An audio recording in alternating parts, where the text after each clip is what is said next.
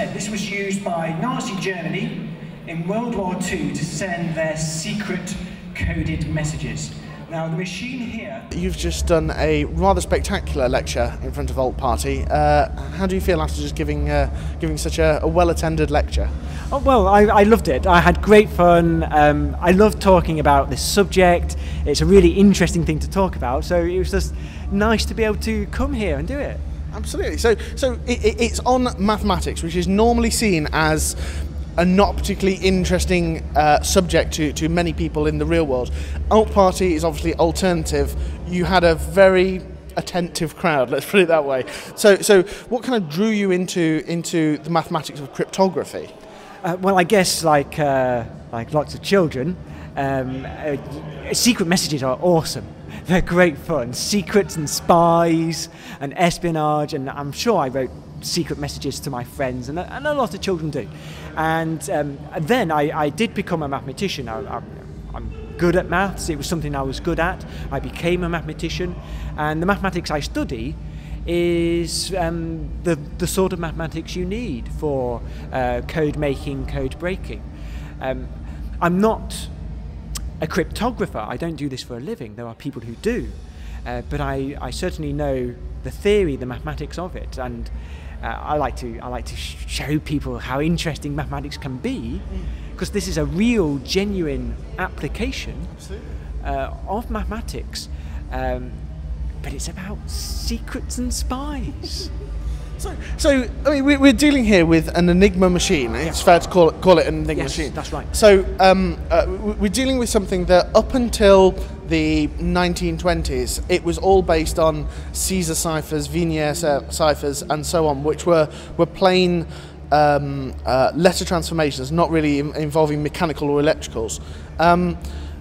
Cracking it from a mathematical perspective must have been incredibly hard. Could you explain to us slightly about what happened in terms of the skill of the Polish and English who actually had to break it? Yeah, you are quite right. So let's say in the 19th century and earlier, the codes were pen and paper methods and stuff that children can do.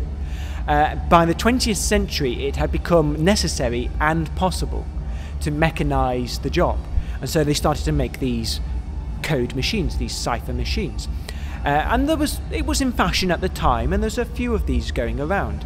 Enigma was one of the best things going. It was the best at its job. Earlier code makers, code breakers had tended to be people like lawyers, crossword enthusiasts, puzzle enthusiasts, classics, people who had that sort of mind. It started to become necessary in the 20th century as codes got harder for mathematicians and engineers and computer scientists, or early computer scientists. And yes, during World War II and after, it became more, you needed more expertise to break these codes. So it was a crossover period. Here's the Enigma machine. It doesn't look very special at the moment, just a wooden box. Let me open it up and show you inside. This is the inside. This is the Enigma machine. So let's try and send a message. Now, to make it easy, I'll say hello. I'm going to type in hello into the keyboard. Let's see what happens. So H becomes G. The letters that light up are the code. E in hello is R, L is X. The second L in hello becomes P this time. Oh, let's finish it. Let's do O. And that's an M. So the code that lights up, well, that's what you get.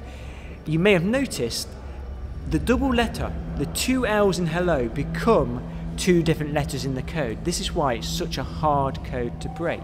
If I show you inside, I can unscrew, open up the lid, show you inside the machine. So inside, at the top here, we have three things called rotors. Inside these rotors, imagine lots of crisscross wires. All this is a circuit. We have a battery up here in the top right corner, and it connects to a bulb. It's a circuit, it's a simple circuit. But the wires turn the rotors rotate. That's why they're called rotors. They keep turning. So the wires physically move, and it connects the battery to a different bulb. It keeps changing. That's why you get something changing all the time. Now, how do we decode? Let's try this. Let's try another message. If I say hi, let's see what we get. So H is a B.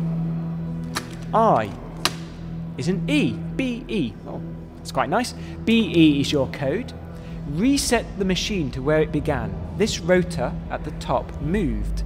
Just move it back 2. Now, we'll type in the code. The code is BE.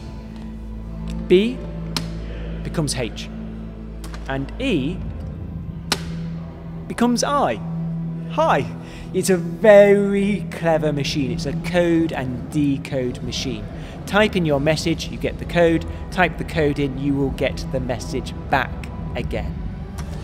At the front, we have this thing called the plug board. It's a military edition. So the Enigma machine was a commercial machine. It was sold to banks and railway companies, people who needed to send secrets. The military version was different. It had different internal wiring, but in particular, they added this thing. It's like an old-fashioned telephone switchboard. What we have are 10 wires at the front that connect 20 letters of the alphabet into 10 pairs. And 2 letters in a pair will swap over. It's another layer of scrambling. And Simon Singh is the man who owns this machine. He wrote a book called The Code Book, and it's all about the history of code breaking with Enigma, and that would be my recommendation for the interested person. That's the first port of call. Well, if you're really interested, I'll take it from there.